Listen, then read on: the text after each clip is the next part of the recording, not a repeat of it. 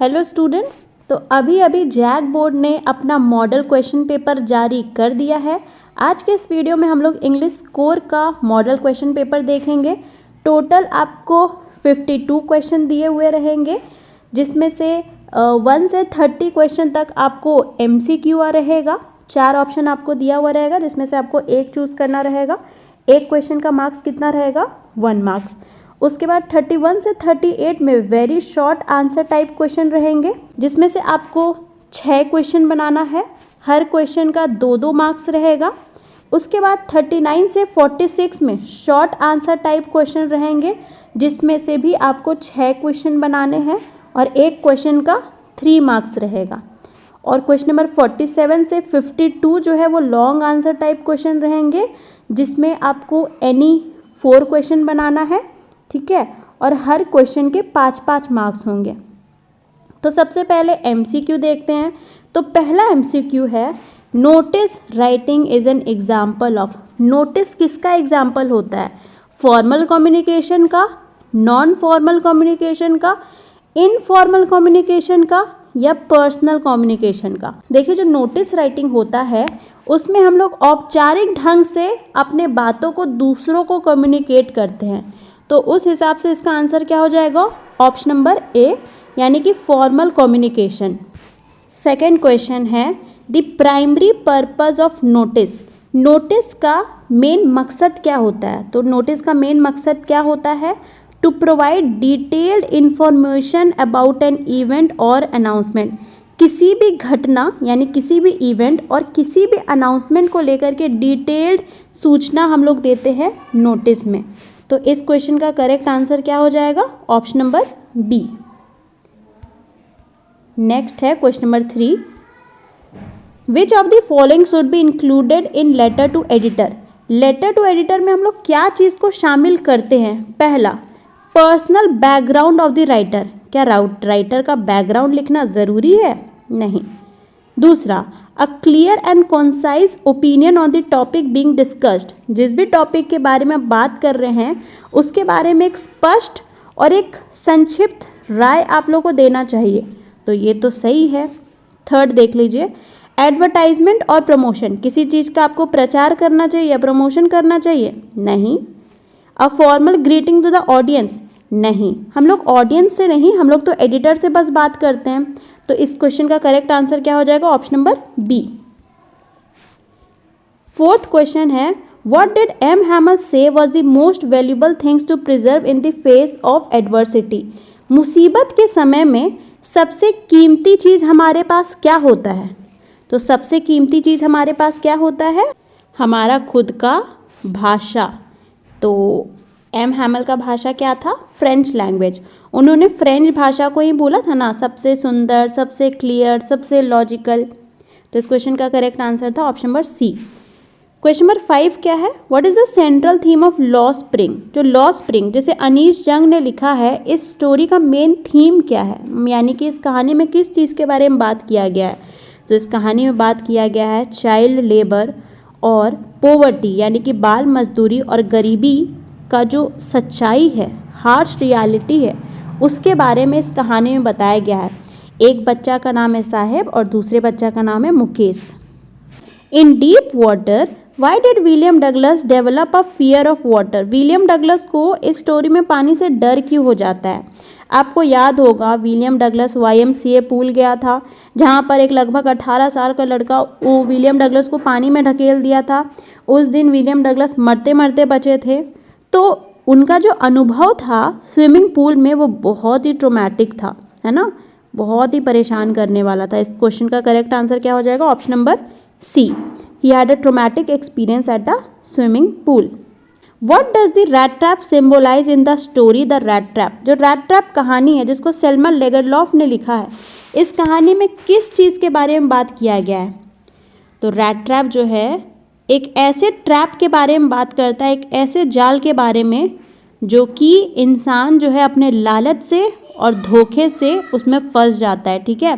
The trap of greed and deception. Greed मतलब लालच, deception मतलब धोखा। नेक्स्ट क्वेश्चन है, what was the main reason for the success of the Champaran movement in Indigo? जो Indigo story है जिसको Louis Fisher ने लिखा है, उसका सफलता का मेन कारण क्या था? तो उसका सफलता का मेन कारण क्या था? महात्मा गांधी का लीडरशिप और जो लोकल पीजेंट्स थे यानी कि जो स्थानीय किसान थे उनका सपोर्ट। तो इस क्वेश्चन का करेक्ट आंसर हो गया option number C. Next question number 9 है, in poets and pancake what does the author describe? Poet and pancakes को किसने लिखा है? अशोका मित्रन ने। तो इस कहानी में ऑथर ने क्या वर्णन किया है? तो ऑथर ने एक फिल्म इंडस्ट्री का ह्यूमर और आयरनी ऑफ लाइफ को डिस्कस किया है। ठीक है, कौन सा फिल्म इंडस्ट्री? जेमिनी स्टूडियो के बारे में हम लोग इस कहानी में पढ़े थे। तो इस क्वेश्चन का करेक्ट आंसर क्या हो जाएगा? Option number B. नेक्स्ट है, what is the significance of the third level in the third level? देखिए जो थर्ड लेवल स्टोरी है उसका क्या महत्व है? तो इस क्वेश्चन का करेक्ट आंसर क्या होगा? It represents the escape into a world of fantasy. एक ऐसा दुनिया को प्रदर्शित करता है जहां लोग जो है भाग कर चले जाते हैं अपने सपनों में। Next question, what amount of money was stolen from the crofter's pouch? Crofter के पाउच से कितने रुपए चोरी किए गए थे? तो 30 क्रोनर। ये कहानी कहाँ की है? स्वीडन की कहानी थी, है ना। कौन सा कहानी का पार्ट है ये? Rat trap. नेक्स्ट है, why was the tiger King so determine to kill 100 tiger in the tiger King? जो टाइगर किंग स्टोरी है जिसे काल्की ने लिखा है, इसमें टाइगर किंग जो है वो 100 बाघ मारने के लिए क्यों एकदम डिटर्मिंड है, दृढ़ निश्चय किया है? क्योंकि एक एस्ट्रोलॉजर ने प्रोफेसी किया था, यानी कि एक एस्ट्रोलॉजर ने भविष्यवाणी किया था कि वो बाघ के हाथ से मारा जाएगा। उस प्रोफेसी को गलत प्रूफ करने के लिए 100 टाइगर्स को मारने का निश्चय किया, to fulfil a prophecy that he would die at the hands of a tiger. ठीक है, नेक्स्ट क्वेश्चन है, what was the primary purpose of the author's journey in journey to the end of the earth? देखिए journey to the end of the earth जिसके author कौन है? तिशानी दोषी। तो इस कहानी में ऑथर का यात्रा का मेन मकसद क्या है? तो मेन मकसद क्या है? To study the glaciers and polar ecosystem, to research the impact of climate change on the Arctic, to experience life in Antarctica, या फिर to meet indigenous communities in the South Pole. तो इस question का correct answer क्या हो जाएगा? To experience life in Antarctica. Antarctica के जीवन को एक्सपीरियंस अनुभव करने के लिए लोग जो है वो अंटार्कटिका गए हुए थे। ठीक है, अच्छा किस जहाज से गए हुए थे आपको याद है? जहाज का क्या नाम था? एकेडमिक सोकालिस्की, जो कि एक रशियन जहाज था जिसके कैप्टन कौन थे? तो जियोफ ग्रीन थे। Next question, what was the dilemma? Dilemma means होता है दुविधा। ठीक है, faced by doctor Sadao in the enemy. The enemy कहानी में डॉक्टर सडाव को एक दुविधा से गुजरना पड़ता है। कौन सा दुविधा से? Whether to save the life of an enemy soldier despite being at war. देखिए यही इसका आंसर हो जाएगा। आपको पता होगा कि जब ये कहानी लिखी गई तो सेकेंड वर्ल्ड वॉर चल रहा था, जब यूएसए जो है वो जापान का दुश्मन था, है ना। और ऐसे समय में डॉक्टर सडाव जो कि एक जापानीज थे, उनके घर के बाहर एक घायल सैनिक आ जाता है जो कि यूएसए का था। तो डॉक्टर सडाव जो है इसी डिलेमा में फंसे थे कि इस दुश्मन सैनिक का मदद किया जाए या नहीं किया जाए, इसका जीवन बचाया जाए कि नहीं बचाया जाए। तो इसका आंसर ऑप्शन नंबर ए है। 15th क्वेश्चन है, what is the key theme on the face of it? On the face of it वही कहानी है मिस्टर लैम्ब और डेरी का कहानी। तो on the face of it का मेन थीम क्या है? तो इस कहानी में हम लोग इमोशनल और physical challenges faced by people with disabilities के बारे में पढ़ते हैं। वैसे इंसान जो लोग डिसेबल है उन्हें कौन कौन से इमोशनल और फिजिकल चैलेंजेस को फेस करना पड़ता है उसके बारे में। नेक्स्ट है, what decision does doctor Sadao make at the end of the enemy? कौन सा फैसला डॉक्टर सडाव इस कहानी के अंत में करते हैं?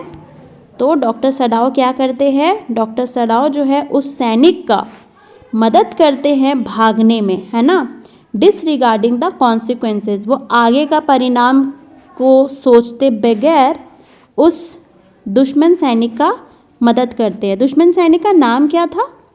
टॉम। ठीक है, मात्र 17 साल का था वो। ठीक, इसका आंसर सी है।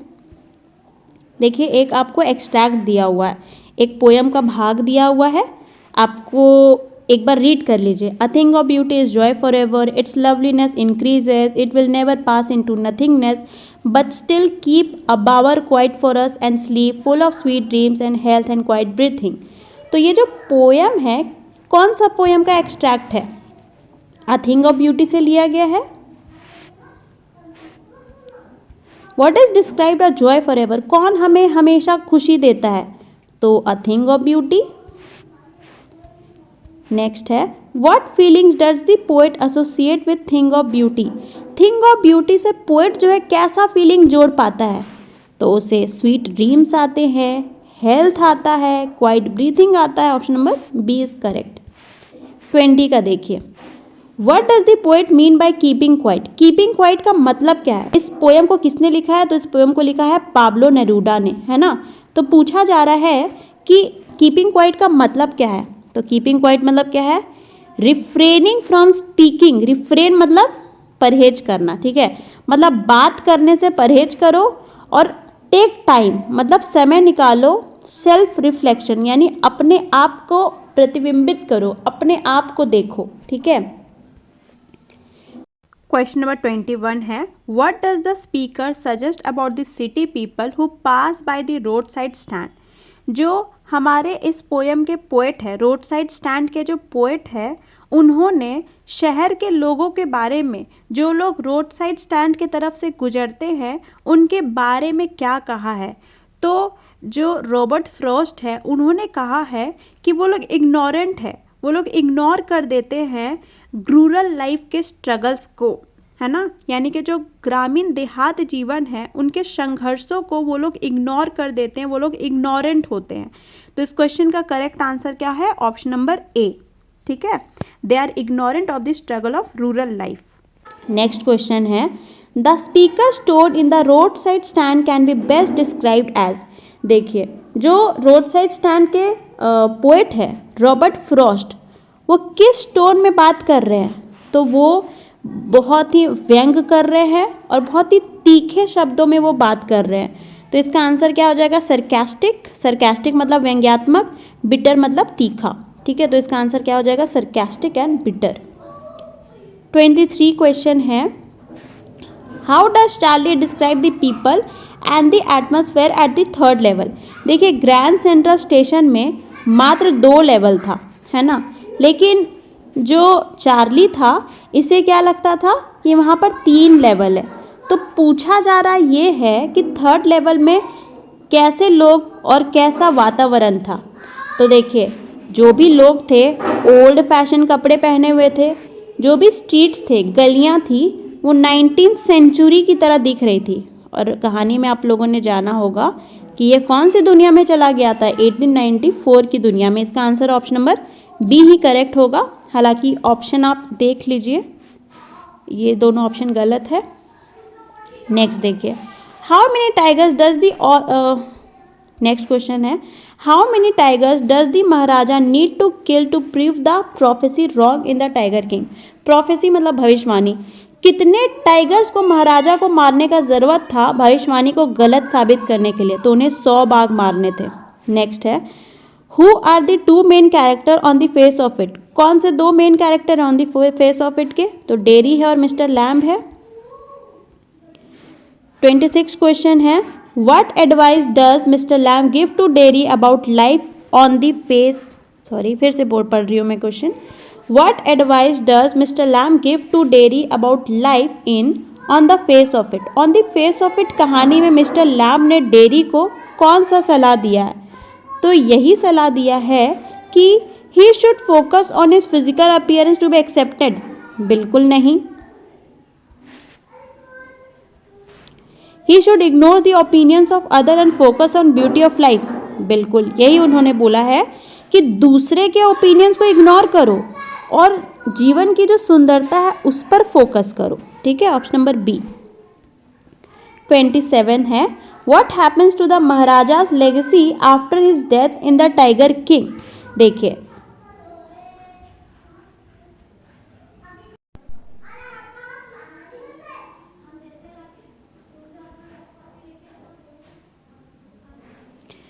26th क्वेश्चन है, what advice does mister Lamb give to Derry about life in on the face of it.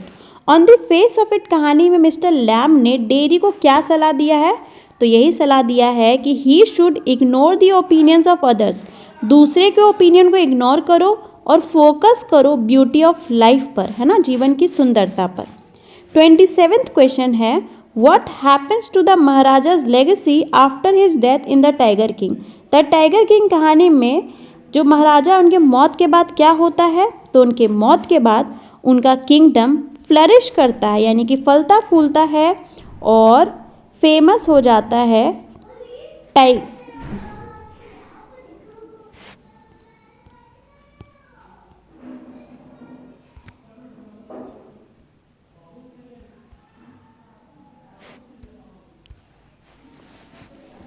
तो इस क्वेश्चन का करेक्ट आंसर क्या होगा, द टाइगर पॉपुलेशन तो इस क्वेश्चन का करेक्ट आंसर क्या हो जाएगा, the tiger population increases and flourishes. जो बाघों का जनसंख्या है वो बढ़ता है और फलता फूलता है। क्वेश्चन नंबर 28 है, व्हाई डिड चित्रकला हाइड हरसेल्फ। चित्रकला खुद को क्यों छिपाई थी, तो वो लोगों को अपने बाल काटने से रोकना चाहती थी, to stop people from cutting her hair. 29th question है, what had hurt Bama in the society. 29th question है, what had hurt Bama in the society. बामा तमिल दलित थी और समाज के लोगों ने उसे क्यों हर्ट किया था, कैसे हर्ट किया था, तो प्रैक्टिस ऑफ अनटचेबिलिटी के वजह से, छुआछूत के वजह से। लास्ट MCQ है, what does the story the tiger king suggest about the relationship between power and pride.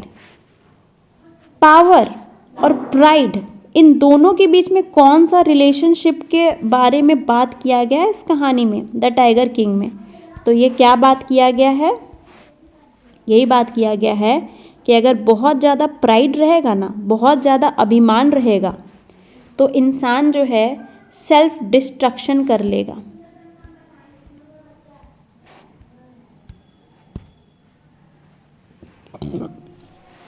And last MCQ question है, what does the story the tiger king suggest about the relationship between power and pride.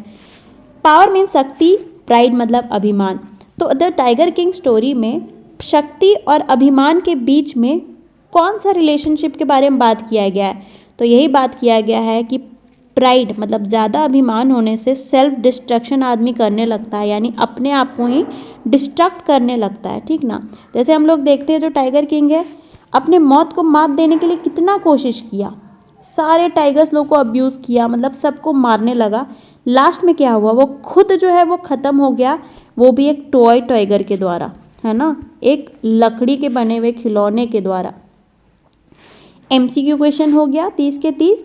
अब देखिए आपको एक passage दिया हुआ रहेगा, है ना, पैसेज से ही रिलेटेड आपको क्वेश्चन बनाना है, ठीक है। क्वेश्चन नंबर 31 से 38 तक में आपको एनी 6 क्वेश्चन करना है।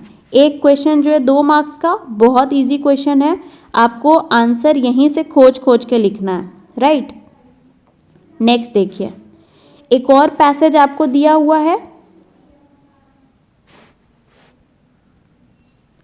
अब इसी पैसेज को पढ़ करके आपको क्वेश्चन नंबर 39 बनाना है। क्वेश्चन नंबर 39 क्या कहता है, क्वेश्चन नंबर 39 बोल रहा है, on the basis of your reading of the above passage make a note on it. इसका नोट आपको बनाना है, जिसमें आप हेडिंग का इस्तेमाल करिएगा, सब हेडिंग का इस्तेमाल कीजिएगा, एब्रीविएशन का इस्तेमाल कीजिएगा। ये एक क्वेश्चन 3 मार्क्स का है ना, इसमें भी आपको एनी 6 करना है। 40 क्वेश्चन में ये जो पैसेज दिया है इसी का आपको समरी लिखना है 80 शब्दों में, ठीक है। 41 क्वेश्चन क्या है, 41 क्वेश्चन में यू आर नेहा या निखिल द हेड बॉय या girl of RK+2 high school Chandwa Latehar. Your school is organising a visit to Birsa Munda museum Ranchi. Write a notice inviting the students who are willing to join the group in not more than 50 word. आपको notice लिखना है, ठीक है। क्या के बारे में notice लिखना है, एक ट्रिप के बारे में, कहाँ आप लोग जा रहे हो, बिरसा मुंडा म्यूजियम जा रहे हो।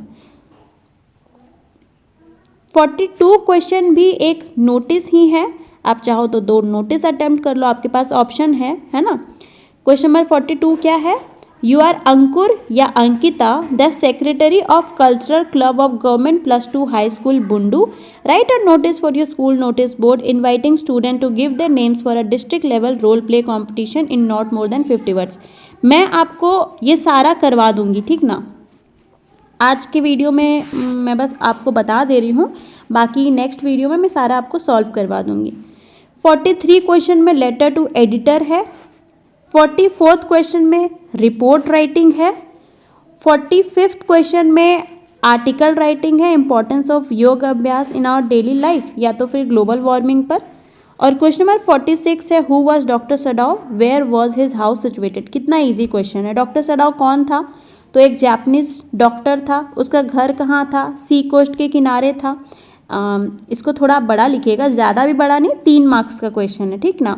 तो आपको क्वेश्चन नंबर 39 से लेकर के 46 तक में 6 क्वेश्चन करने हैं, राइट. अब लास्ट क्वेश्चन देखिए, आपको देखिए लास्ट क्वेश्चन देखिए, आपको इसमें से एनी 4 क्वेश्चन करना है ना. और एक क्वेश्चन जो है वो 5 मार्क्स का रहेगा. How did the general react when Sadao informed him about the prisoner of war. General कैसे रिएक्ट किया था जब सडाव ने उसको प्रिजनर ऑफ वॉर यानी टॉम के बारे में बताया. 48 क्वेश्चन है what do the parting words see you soon amma of the poetess and her smile signify. Kamala Das अपनी माँ को बोली थी ना सी यू सून अम्मा, तो ये क्या दर्शाता है. वो अपने दर्द को छिपा रही थी और बहुत ज़्यादा ऑप्टिमिस्टिक भी थी कि वो अगले बार अपनी माँ से मिले. 49th क्वेश्चन में what did Charlie claim for in the 3rd level. Charlie क्या चीज़ दावा करता था, यही दावा करता था कि ग्रैंड सेंट्रल स्टेशन में 3 लेवल है. 50 क्वेश्चन है why do rural people make road side stand. गांव के जो देहात के लोग थे वो लोग रूरल स्टैंड क्यों बनाते थे. 51 क्वेश्चन है in what condition do the bangle makers of Firozabad live, why can't they come out of the state of poverty. Bangle makers जो फिरोजाबाद के थे कैसा कंडीशन में रहते थे, वो लोग गरीबी से बाहर क्यों नहीं आ पाते थे. लास्ट क्वेश्चन है what happened to Gondwana 150 million years ago. Gondwana को क्या हुआ, तो गोंडवाना ड्रिफ्ट होना स्टार्ट हो गया, है ना. तो आपको इतने में सिर्फ कितने क्वेश्चन करने हैं, 4 क्वेश्चन करने हैं, यानी 2 क्वेश्चन आप हटा भी सकते हो. अगर आपको नहीं आ रहा है तो मत करो, है ना. काफ़ी ऑप्शन मिला है, बहुत इजी क्वेश्चन है, आप लोग कर लोगे, है ना.